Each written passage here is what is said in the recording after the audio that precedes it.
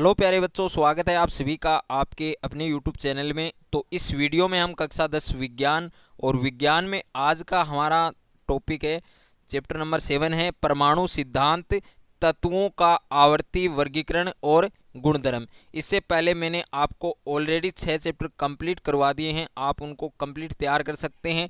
Link आपको description में मिल जाएगा। और इस चैप्टर का जो फर्स्ट पार्ट है, पार्ट नंबर फर्स्ट है आपके, उसके बारे में हम डिस्कस करने वाले हैं। और ये आपके नोट्स हैं तो इनको आप साथ साथ में लिख भी सकते हैं। अगर हम इस चैप्टर की बात करें तो ये चैप्टर आपके टोटल 5 अंक का है, यानी बोर्ड एग्जाम में आपके 5 अंक के क्वेश्चन पूछे जाते हैं। अब क्वेश्चन कितने आते हैं इस चैप्टर से? आपके एक क्वेश्चन आता है जो आपके आंतरिक विकल्प के रूप में आता है, यानी इस चैप्टर से आपके शॉर्ट क्वेश्चन आते हैं जो आपके 5 अंक के पूछे जाते हैं। तो वीडियो शुरू करने से पहले आप सभी से मेरी एक रिक्वेस्ट है, यदि अभी तक आपने हमारे चैनल को सब्सक्राइब नहीं किया है तो सब्सक्राइब कर लीजिए और साथ में बेल आइकन को प्रेस कर लीजिए। अगर आपका मैथ, फिजिक्स, केमिस्ट्री और बायोलॉजी के किसी क्वेश्चन में डाउट है तो आपको उस क्वेश्चन का फोटो खींचकर उसको क्रॉप करके सेंड करना है। तुरंत वीडियो सॉल्यूशन के साथ आपको आपका आंसर मिल जाएगा। और आप class 6 to 12 NEET, IIT, JEE mains और एडवांस की भी तैयारी कर सकते हैं। तो अभी डिस्क्रिप्शन में जाइए और डाउटनेट के इस एप्लीकेशन को डाउनलोड कीजिए। डाउट हो तो डाउटनेट करो। आप 8400 400 400 इस नंबर पर भी आप अपने क्वेश्चन का फोटो क्रॉप करके सेंड कर सकते हैं। वहां पर भी आपको आपके क्वेश्चन का आंसर वीडियो सॉल्यूशन के साथ मिल जाएगा। तो इस चैप्टर का जो फर्स्ट टॉपिक है, डाल्टन का परमाणु सिद्धांत। तो सन 1808 में जॉन डाल्टन ने नामक वैज्ञानिक ने यह परमाणु सिद्धांत रासायनिक संयोजन द्रव्य के आधार पर दिया था। इस सिद्धांत के अनुसार परमाणु के निम्नलिखित अभिग्रहित बिंदु हैं। तो इसके 4 अभिग्रहित बिंदु हैं। इसमें पहला क्या है? प्रत्येक पदार्थ छोटे छोटे कणों से मिलकर बना होता है, कि प्रत्येक पदार्थ है वो छोटे छोटे कणों से मिलकर बना होता है, जिन्हें क्या कहा जाता है? एटम कहा जाता है, यानी परमाणु कहा जाता है। और दूसरा क्या है कि परमाणु है वो अविभाज्य होता है, अविभाजित कण होता है। और तीसरा है आपके रासायनिक अभिक्रिया के दौरान परमाणु को न तो बनाया जा सकता है, यानी न तो परमाणु का निर्माण किया जा सकता है और ना ही उसको नष्ट किया जा सकता है। यानी रासायनिक अभिक्रिया के दौरान परमाणु को न तो बनाया जा सकता है और न ही नष्ट किया जा सकता है। चौथा जो बिंदु है वह है भिन्न भिन्न तत्वों के परमाणु आकार, परमाणु भार और रासायनिक भिन्न भिन्न गुणधर्म अलग अलग होते हैं। तो ये 4 अभिग्रहित बिंदु हैं डाल्टन परमाणु के सिद्धांत के। उसके बाद में नेक्स्ट है आपके थॉम्सन का परमाणु प्रतिरूप, यानी थॉम्सन का परमाणु मॉडल है वो किस प्रकार से याद था, तो वो आप अच्छे से देख सकते हैं कि इलेक्ट्रॉन व प्रोटॉन की खोज के पश्चात, तो सबसे फर्स्ट जो क्वेश्चन बनता है इलेक्ट्रॉन से, यानी इलेक्ट्रॉन की खोज किसने की थी और प्रोटॉन की खोज किसने की थी। तो ये आपको कमेंट करके बताना है, इनका आंसर बताना है आपको। इलेक्ट्रॉन व प्रोटॉन की खोज के पश्चात सर्वप्रथम सन 1898 में सर जे थॉम्सन ने परमाणु का मॉडल प्रस्तुत किया और इसके अनुसार परमाणु 10⁻⁻10 मीटर आकार का सूक्ष्म धनावेशित गोला होता है, जिसमें समान मात्रा में ऋणावेशित इलेक्ट्रॉन वितरित होते हैं। यानी इलेक्ट्रॉन और प्रोटॉन की खोज के पश्चात सर्वप्रथम सन 1898 में सर जे थॉम्सन ने परमाणु का मॉडल प्रस्तुत किया और इसके अनुसार परमाणु है वो 10⁻⁻10 मीटर के आकार का सूक्ष्म धनावेशित गोला होता है, जिसमें समान मात्रा में क्या पाए जाते हैं? ऋणावेशित इलेक्ट्रॉन वितरित होते हैं। और इसे कौन सा मॉडल कहा गया? प्लम पुडिंग मॉडल भी कहा जाता है। जैसे बूंदी के लड्डू या तरबूज का लाल भाग धनावेश की तरह और मध्य में जो बीज लगे होते हैं वो किसकी तरह दिखते हैं? इलेक्ट्रॉन की तरह दिखते हैं। और इस मॉडल से स्पष्ट होता है कि परमाणु में धनावेश और ऋणावेश की मात्रा है वो समान होती है, अतः परमाणु वैद्युतीय रूप से उदासीन होता है। कि जो थॉम्सन का परमाणु प्रतिरूप है, मॉडल है, वो किस प्रकार से स्पष्ट हुआ, तो आप अच्छे से यहाँ से देख सकते हैं कि परमाणु में धनावेश और ऋणावेश की मात्रा है वो समान होती है, बराबर होती है। और परमाणु वैद्युतीय रूप से क्या होता है, उदासीन प्रकृति का होता है। उसके बाद में है रदरफोर्ड का श्रवण पत्र प्रयोग। तो ये रदरफोर्ड का मॉडल है। सन 1911 में रदरफोर्ड और उनके शिष्यों ने बहुत पतली सोने की पन्नी पर एल्फा कणों की बौछार की और इसमें सोने की पतली झिल्ली पर उच्च ऊर्जा वाले एल्फा कणों हीलियम के नाभिक की जो बमबारी है वो की गई और झिल्ली के चारों तरफ जिंक सल्फाइड यानी ZnS से लेपित वर्ताकार पर्दा रखा गया, जिसे कि बमबारी के बाद एल्फा कण इस पर्दे से टकराकर स्फुरदीप्ति उत्पन्न करता है, जिसे एल्फा कणों की दिशा ज्ञात होती है। यानी श्रवण पत्र प्रयोग था रदरफोर्ड का। तो उसने क्या स्पष्ट किया कि सन 1911 में रदरफोर्ड और उनके जो सहपाठी थे, शिष्य थे, उन्होंने बहुत पतली सोने की पन्नी पर एल्फा कणों की बौछार की और इसमें सोने की पतली झिल्ली पर उच्च ऊर्जा वाले एल्फा कणों जैसे हीलियम के नाभिक की बमबारी की गई थी, बौछार की गई थी और हीलियम के चारों तरफ जिंक सल्फाइड से लेपित वर्ताकार पर्दा रखा गया, जिससे कि बमबारी के बाद एल्फा कण इस पर्दे से टकराकर स्फुरदीप्ति उत्पन्न करता है और जिसे एल्फा कण है उनकी दिशा ज्ञात हो जाती है। अब रदरफोर्ड के इस प्रयोग से क्या क्या प्रेक्षण प्राप्त हुए थे, तो आप अच्छे से देख सकते हैं कि पहला जो प्रेक्षण है वो क्या प्राप्त हुआ था कि अधिकांश जो एल्फा कण हैं वो सोने की झिल्ली से बिना विक्षेपित हुए सीधे ही निकल गए। कि क्या हुआ था कि जो अधिकांश जो एल्फा कण थे वो सोने की झिल्ली से बिना विक्षेपित हुए यानी बिना टकराए ही सीधे निकल गए। और दूसरा परीक्षण क्या था, बहुत कम एल्फा कण कुछ अंश कोण से विक्षेपित हो गए। और तीसरा है कि 20,000 एल्फा कणों में से एक एल्फा कण का विक्षेपण 180 डिग्री के कोण से हुआ और यह अविश्वसनीय था। इन प्रेक्षणों के आधार पर रदरफोर्ड के निम्नलिखित निष्कर्ष निकले थे। अब कौन कौन से निष्कर्ष निकले थे वो भी आप अच्छे से देख सकते हैं।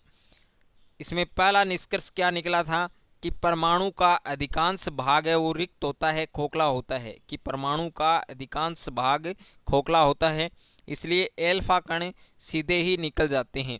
कि जो अविश्वसनीय था 180 डिग्री कोण से हुआ और इन प्रेक्षणों के आधार पर रदरफोर्ड ने निम्नलिखित निष्कर्ष निकाले थे, जिसमें कौन कौन से निष्कर्ष थे कि परमाणु है उसका अधिकांश भाग खोखला होता है, रिक्त होता है, इसलिए जो एल्फा कण हैं वो सीधे ही निकल जाते हैं।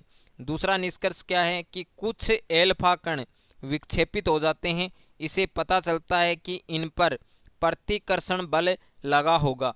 अतः समस्त धनावेश परमाणु के अंदर केंद्र में स्थित होता है। कि कुछ एल्फा कण विक्षेपित हो जाते हैं और इसे यह पता चलता है कि इन पर प्रतिकर्षण बल लगा होगा और समस्त धनावेश परमाणु के अंदर केंद्र में यानी सेंटर में स्थित होगा। उसके बाद में है उपरोक्त निष्कर्षों के आधार पर रदरफोर्ड ने परमाणु का अग्र प्रकार मॉडल प्रस्तुत किया। अब किस प्रकार से मॉडल प्रस्तुत किया तो वो भी आप अच्छे से देख सकते हैं। इसमें पहला पॉइंट क्या है कि परमाणु का संपूर्ण धनावेश और द्रव्यमान उनके मध्य नाभिक से केंद्रित होता है। कि परमाणु का जो संपूर्ण धनावेश है और जो द्रव्यमान है उसके मध्य नाभिक में केंद्रित होता है। और दूसरा पॉइंट है परमाणु का अधिकांश भाग रिक्त होता है, खोखला होता है, जिससे चारों ओर इलेक्ट्रॉन वर्ताकार पंथों में चक्कर लगाते हैं और इन वर्ताकार पंथों को क्या कहा जाता है, कक्षा कहा जाता है, ऑर्बिट कहा जाता है। कि परमाणु का अधिकांश भाग है वो रिक्त होता है, खोखला होता है, जिससे चारों ओर इलेक्ट्रॉन वर्ताकार पंथों में चक्कर लगाते हैं और इन वर्ताकार पंथों को ऑर्बिटल कहा जाता है, कक्षक या कक्षा कहा जाता है। तीसरा क्या है कि परमाणु विद्युत उदासीन होता है, अतः निश्चित रूप से परमाणु में जितने इलेक्ट्रॉन होते हैं उतने ही संख्या में नाभिक में प्रोटॉन उपस्थित होते हैं कि परमाणु है वो विद्युत उदासीन होता है और निश्चित रूप से परमाणु में जितने इलेक्ट्रॉन होते हैं उतनी ही संख्या में, उतनी ही मात्रा में नाभिक में प्रोटॉन भी उपस्थित होते हैं। ये उन्होंने प्रस्तुत किया था रदरफोर्ड ने।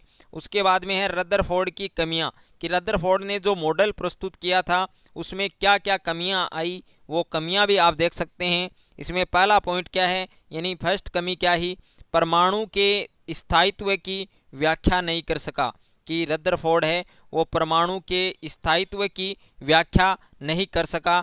दूसरा पॉइंट है, परमाणु की इलेक्ट्रॉन संरचना को स्पष्ट नहीं कर पाया, कि परमाणु की रदरफोर्ड हैं उन्होंने परमाणु की जो इलेक्ट्रॉन संरचना है उसको स्पष्ट नहीं कर सका। तीसरा क्या है, मैक्सवेल सिद्धांत के अनुसार जब इलेक्ट्रॉन वर्ताकार कक्षा के चक्कर लगाता है तो निरंतर विकिरण ऊर्जा का उत्सर्जन करेगा, जिसे उसकी ऊर्जा कम होती जाएगी। इस प्रकार वह नाभिक के चारों ओर सर्पिलाकार गति करता हुआ उसमें गिर जाएगा, परंतु वास्तव में ऐसा होता नहीं है और यह परमाणु के स्पेक्ट्रम और एक कक्षा में उपस्थित इलेक्ट्रॉन की संख्या और व्यवस्था को स्पष्ट नहीं करता है।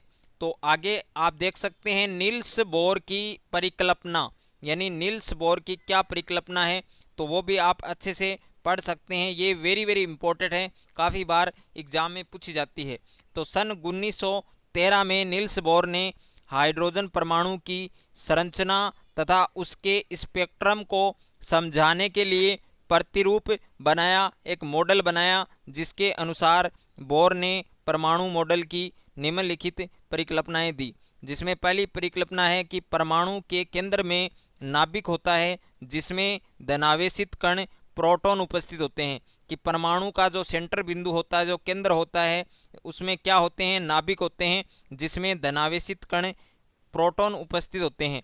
दूसरा क्या है कि परमाणु में इलेक्ट्रॉन नाभिक के चारों ओर निश्चित ऊर्जा के वर्ताकार कक्षों के रूप में व्यवस्थित होती है, जिन्हें n से व्यक्त करते हैं।